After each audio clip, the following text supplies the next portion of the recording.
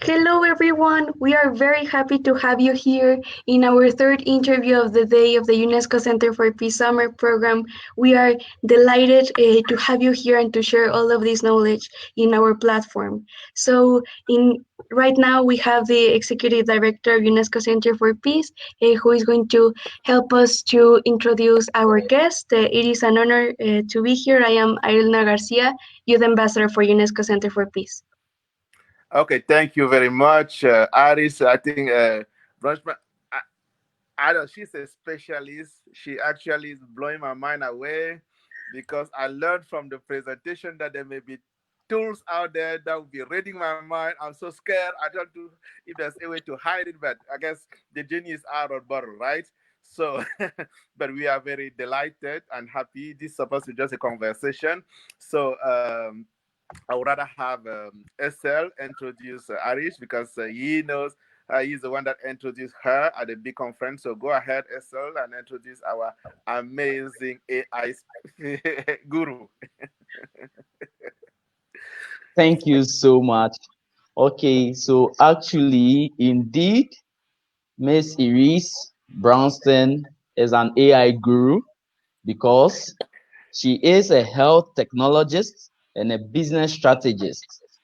She is currently studying biomedical informatics at Harvard Medical School with an emphasis on machine learning, product development, and patient engagement. She is actually working at the Boston Children's Hospital Innovation and Digital Health Accelerator to help startups bring new technology to patients and clinicians. Iris, Iris previously worked at IBM Watson Health, where she helped IBM globally deploy artificial intelligence tools for healthcare. Prior to IBM, Iris was a management consultant at PwC in emerging technology and joint ventures for personalized medicine. She also developed analytics tools for clients, and that is so amazing, including one that was globally deployed for the United Nations Department of Peacekeeping Operations. Prior to a current graduate program, Iris studied finance and biology at the Watson School in University of Pennsylvania, and she is indeed an amazing woman. Thank you. Thank you so much, Lisa. It's a pleasure to be here. Thank you very much. We're honored to have you here. And well, so let's start with the questions. So, reading your biography and your career path um, on the Harvard Data Science Initiative, it states that you are passionate about patient-centered health technology and data-driven, personalized approaches to health. So, on that matter, especially right now, coronavirus has been the topic of the day. I would like to know how the which proposal do you have for it to be applied to low-income countries which do not have the resources, of, for example, the United States in which you're in right now. Yeah, so I think technology can really be a tool to streamline healthcare and to scale access anywhere. One of the things I think about is when I think about remote monitoring or virtual care. That's the kind of thing that in really constrained environments, you can use people from other places. You can really break down the boundaries that exist in traditional healthcare systems. And depending on sort of the regulations of different places, you can access clinicians in different places where there are constraints, either geographical or resource or otherwise.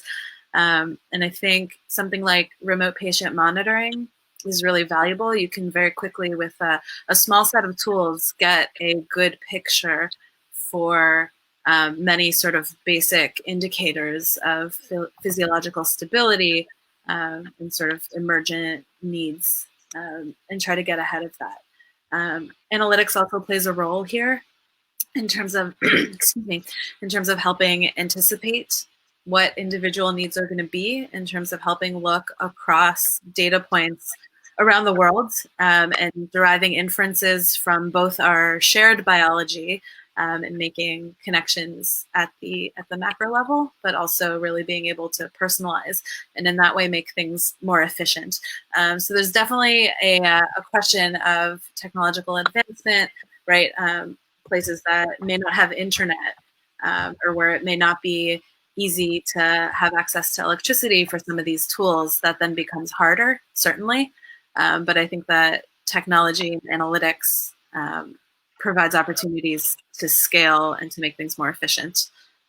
So my hope is to see it deployed toward that end. Thank you very much. Hopefully you'll do so because it is very much necessary. I'm trying. We'll help you. Good. I have no doubt. I'm looking forward to it. Love it. Okay. So Esel, you may go with your question. Thank you so much. Iris Braunstein, as a health technologist, tell us how the role of technology is improving healthcare inequality in a pandemic, like presently we have with the COVID-19. Thank you. So I think, one of the things that we've seen is a rapid acceleration of everything virtual and everything remote. And as I think about the priorities for a healthcare system in terms of providing access, we really think about scaling capacity. So like we talked about, using remote tools, using virtual care where possible, using virtual assistants for screening, for triage, for education, again, for delivering sort of a personalized experience, in terms of thinking about symptoms and thinking about next steps and understanding urgency, but also toward the goal of minimizing the risk of infection transmission by reducing exposure. You can reach more people. Again, geographic boundaries become much more minimal when you think about virtual care and access during a pandemic, so people who can't get to a major center.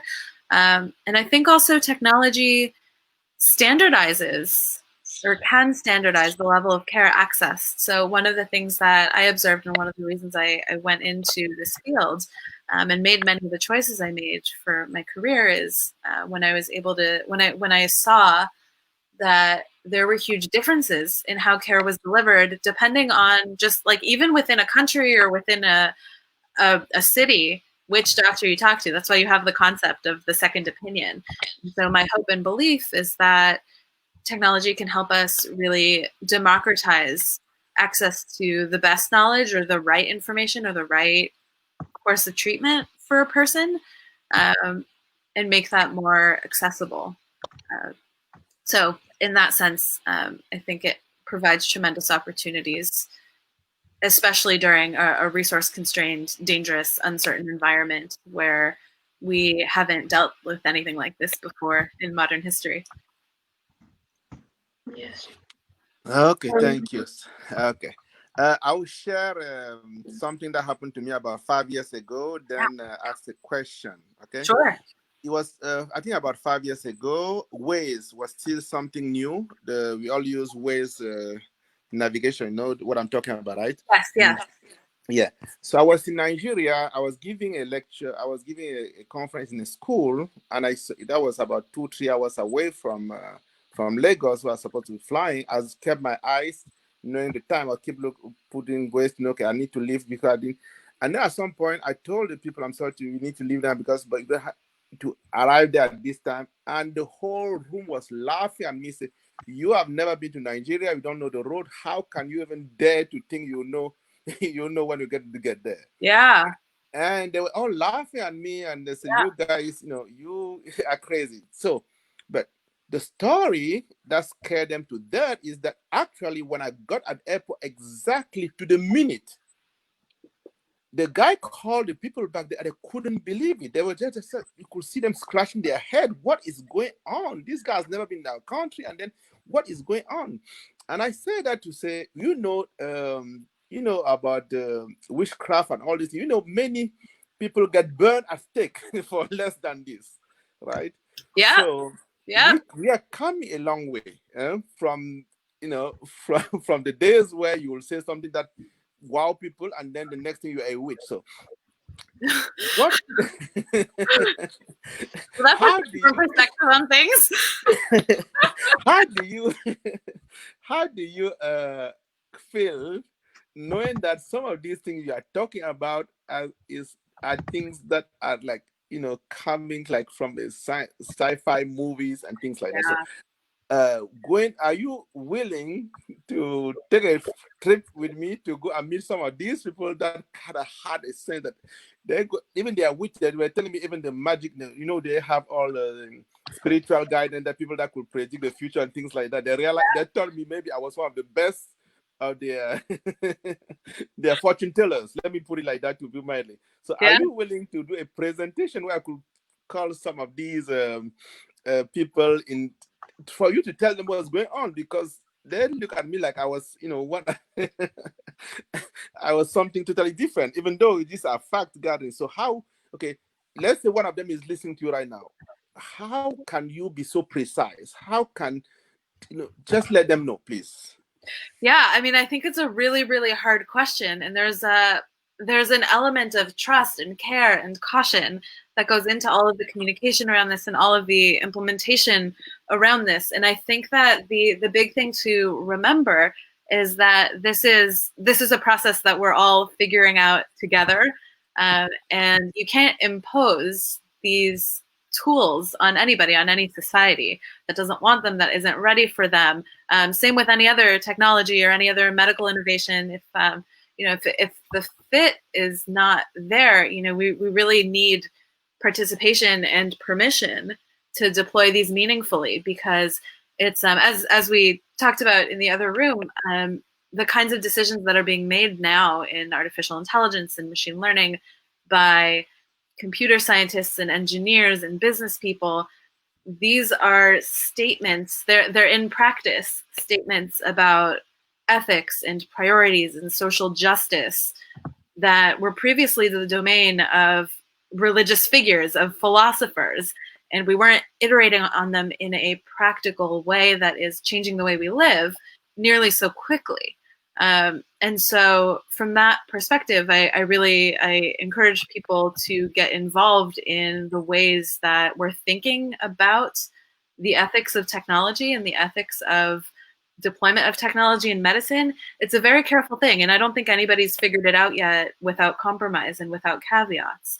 So I think it's really about meeting societies where they are, and it takes time, but it's about there is legitimacy to what they do and to the deep historical roots and to the way that they view their relationship to the world around them, which may or may not include different kinds of technology. So I don't think you can impose it on anybody. I think you need to participate, and I think you need to ask for permission. And I think that I feel a real sense of responsibility towards anybody who will be affected by what I create. And I think that sort of iteration and that dialogue is critical, because it's not a technology problem. This is a social problem. Yeah, that's very important. Wow. Thank you. Yeah. Thank you. It's a great question. Yeah. And I'm glad you got to the airport on time. Yeah, no, definitely. Until today, they're still bothering me. They still say I'm a magician, or I was like a magician or something. Actually, at some point, they even wanted me to go back and coach their magician, their fortune teller they have in the village. There you go. So there's a bridge there. They want to know where they're going on time too. No, I'm taking you there. I'm taking you there. I'm not going there alone. Yeah. Okay. Next Oh my question God. is that. Who's next? Yeah. I'm next. So, Mrs. Iris. So, we've seen that the collaboration between the human species has been more complex now than it has been ever. The United Nations says that the coronavirus has been the greatest crisis humanity has faced since Second World War, and seeing that those circumstances and which we're living in, what do you propose, or what do you think for the human mind not to be our greatest limitation in us developing a relationship with artificial intelligence? I think it's an interesting question. Um, could I ask you to say a little bit more about the idea of the human mind limiting the relationship with technology? I Yeah, want to make sure I answer the question, so I'm gonna. yeah, like for example, like there are people nowadays that don't believe in technology and don't believe in science, Yeah, and like they don't believe in its power, and they prefer, as you said, to continue with like the traditional ideas of like the church and philosophy and literature, instead of trusting scientists nowadays and researchers like you. So the point is, how do we make that shift in our brain for us to understand that artificial intelligence is not going to have the behavior of a human, but that we can develop a relationship with it in our everyday lives? yeah. I mean, I think it's really a question of understanding how it works, and that's why for me, one of the I don't hear a lot of really nuanced conversations about artificial intelligence, and that's why for me, when I was thinking about how to describe it, the thing that really came to mind for me as a practitioner is artificial intelligence is sort of a way to combine classical functions and transform them in nonlinear ways. But it's really about mapping inputs to outputs, and it's a sort of complex way to find a representation of certain data, of the way that inputs have a relationship to outputs. And I think artificial intelligence is really widely mischaracterized as you pointed out, as sort of human-like. And I think the term doesn't do us any favors. Calling it artificial intelligence makes it seem like it has its own intelligence, its own kind of sentience and awareness. But once you really learn more about it, and I think more people increasingly will over time, it's it's really just software. It's really just a tool to analyze more data better. So in my mind, it helps the people who are currently making decisions. It helps the same people make the same decisions with more information and more insight, and surfacing more connections. But they still have to be the experts. They still have to be the decision makers. So I think it's just about learning more about the tools, deploying them thoughtfully, deploying them collaboratively. Exactly. I think decision makers is a key point in the discussion. Yeah. Yeah. Thank So no, thanks to you. I am amazed. Eso, Thank you so much. I'll make a follow-up on Miss Luna's question before I come to mine. Like you said, there are some mischaracterized on AI. Can you actually throw some more light on the misconceptions people have about AI and some clarities you can make out of it for us before I come to my question? Thank you. Sure. So one of the things that follows from this idea that it's not a human, it's not intelligent in the way that we characterize our own intelligence, is I really sort of like to point out that it's dependent on data, right? So it's trained on specific use cases. It's trained on specific historical data, and then it can extract associations from that data. So if you think about statistics, you would never say, because the statistical model correlated these two things, that they're always correlated or that they tell us what the answer is. You would just recognize that it gave you a fact about two things that are associated in that data. And I think what follows from that is that you need somebody to really carefully understand this data, to be able to manage its biases, to be able to guard against its biases, to understand its limitations, whatever that means. So whether that's because it represents certain populations in different ways than others, or because it's missing certain populations, or because it was only valid for it only contains certain years that reflected certain economic conditions or certain political conditions. So I think, it's really, we need to be really specific and really nuanced when we think about artificial intelligence, because it is trained for a certain purpose and it should be used thoughtfully in a certain way. And there's a lot of opportunities there needs to be a lot of caution and a lot of quality checks and a lot of just really thoughtful operations on transforming this data so that it's ready to be used, and it should only be used in specific ways. So I know I'm talking very much in generalities, but I can't emphasize enough how much like a real world and expert understanding of what the data means and how to use it, and then how to kind of interpret it to come up with a thoughtful intervention that understands the context around that data is. And again, I think there's a real sort of public perception challenge, which is that artificial intelligence for so long was the domain of sci-fi. And until very recently, even artificial intelligence, anything that could be done was sort of perceived to not be artificial intelligence anymore. And anything that was artificial intelligence is still kind of thought about as wizardry, as being out there. And I think there's a real perception problem there, because it's really just analytics. It's statistics that are used in software, which gives you a very different perspective on it. You would never see a statistical model and say, this is my colleague, this is just as flexible or just as smart as another person. So when you simplify AI and when you try it, you start to understand that it's a lot more, it's supporting people, just like statistics is. We use statistics to make better decisions in context, right? So it's a field of statistics. Okay. Thank you so much, Reese Braunstein. So I'll move to my question.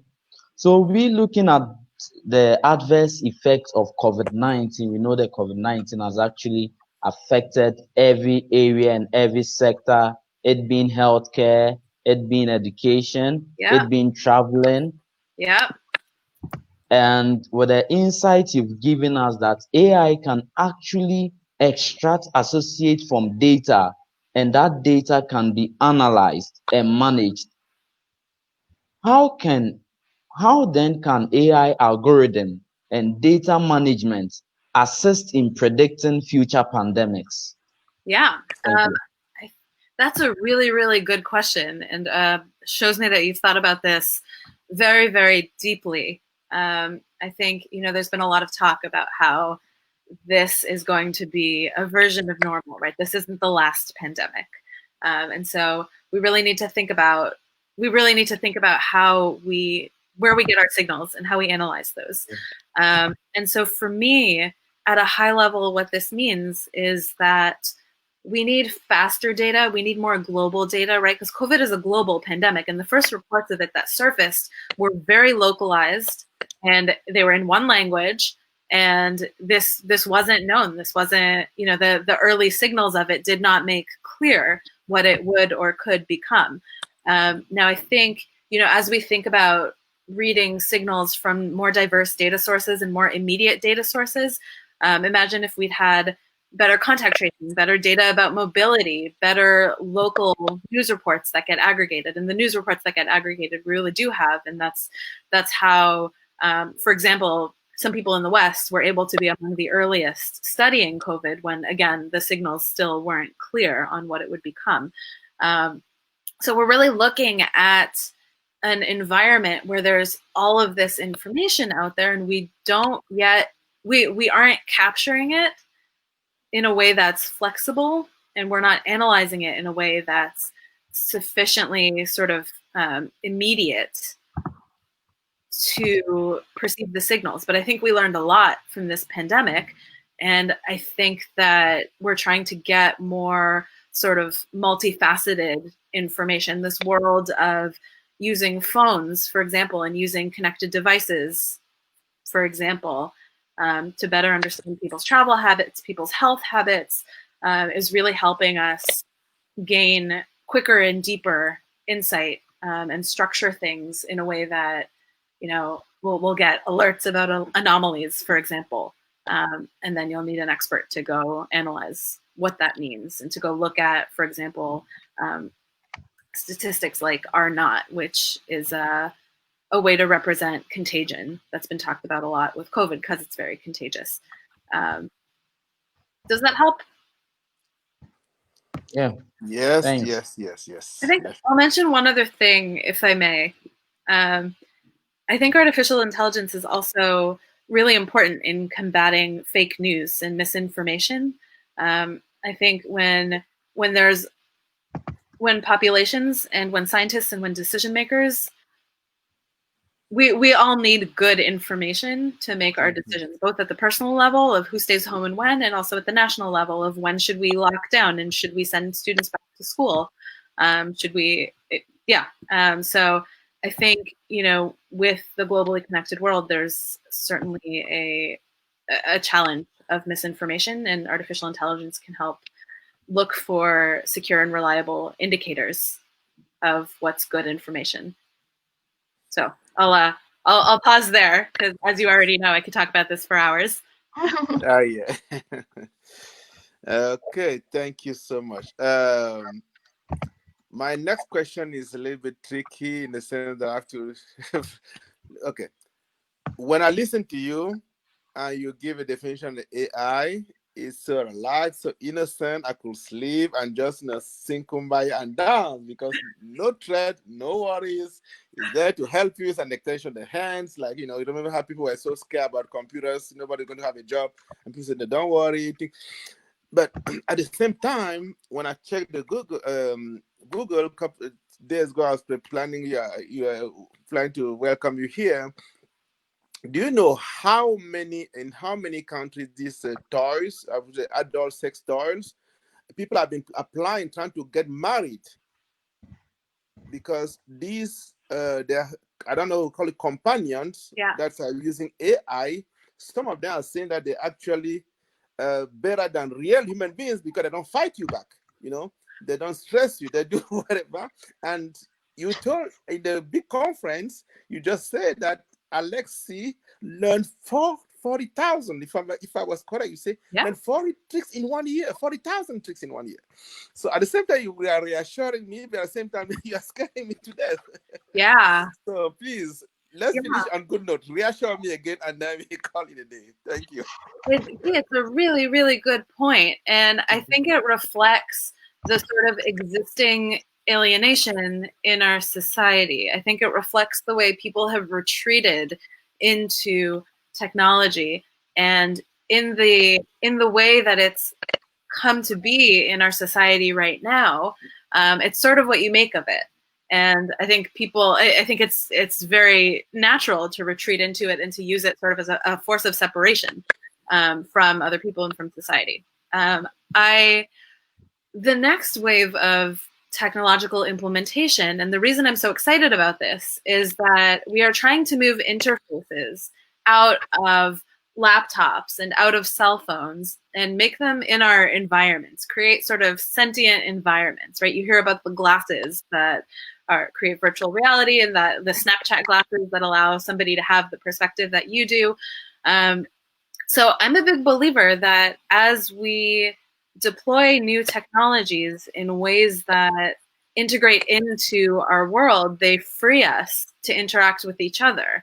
So instead of needing to stay home to work on my computer, I bring along my glasses and go about my day just like we did in the 90s.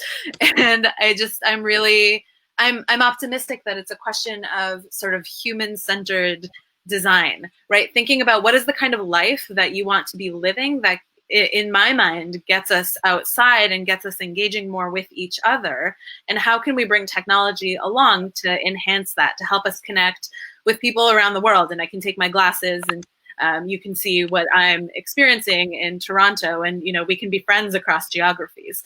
So I really am I'm optimistic that it can connect us more than it can divide us. But of course, the social habits need to adapt to this new world, and they haven't yet.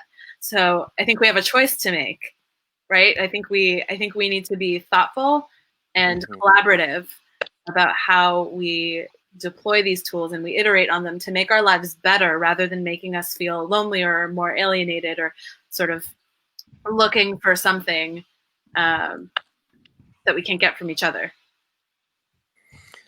Okay, I'm happy we are concluding a very good note.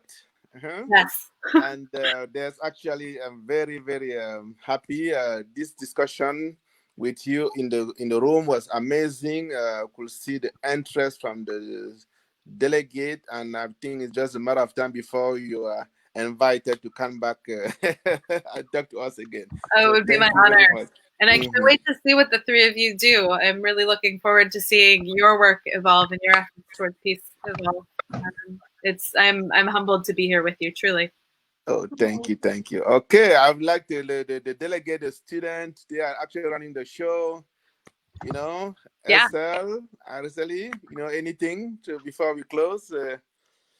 Yeah, so, well, Mrs. Iris, thank you so much for this interview. I had a blast having a conversation with you.